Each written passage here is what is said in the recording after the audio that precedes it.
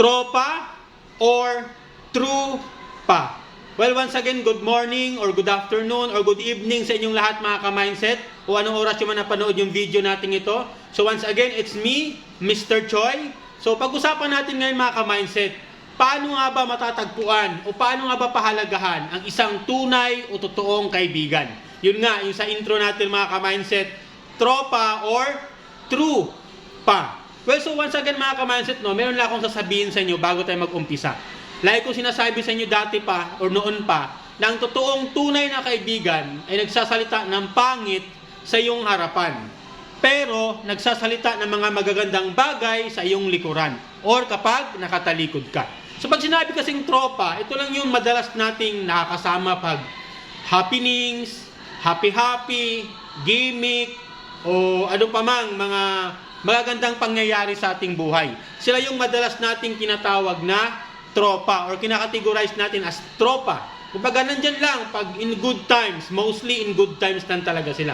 So ano ano naman yung tinatawag nating true pa? Yung true, T-R-U-E, P-A. So sila yung totoo nating kaibigan. So sila yung madalas na nandyan sa atin kahit nasa downtime tayo, nasa paghihirap tayo, may pinagdadaanan tayong hindi maganda sa buhay, sa pamilya, sa pag-ibig o anuman. Hindi nila tayo ililigaw ng landas. Hindi nila tayo pababayaang mapunta sa maling landas. Sila yung tinatawag nating true or true pa. Di ba? So, pasensya na, bibisaya ko mga ka-mindset.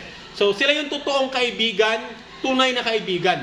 At ngayon, pag nakatalikod ka sa kanila, magsasabi sila ng magagandang bagay sa'yo.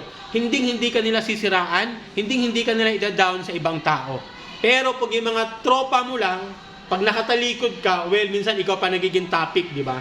So, ingat-ingat tayo sa pagpili ng totoo at tunay na kaibigan or tropa mga ka-mindset.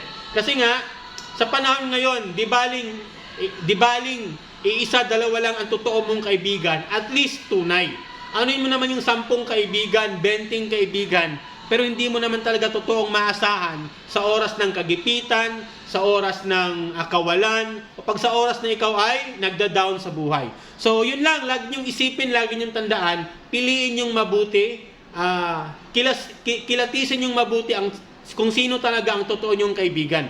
Normal lang naman halubilo tayo sa iba, pero dapat may boundaries and may limitation tayo. Kasi nga, hanapin natin ang totoo at tunay nating kaibigan. Na sila yung mag-aangat sa atin, magli-lift up sa atin, at hindi tayo ipapahamak, at hindi tayo sisiraan sa kung sino mang taong pag nakatilikod tayo. Okay? So, yun lang mga ka-mindset.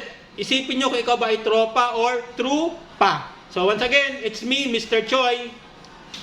Mindset is power.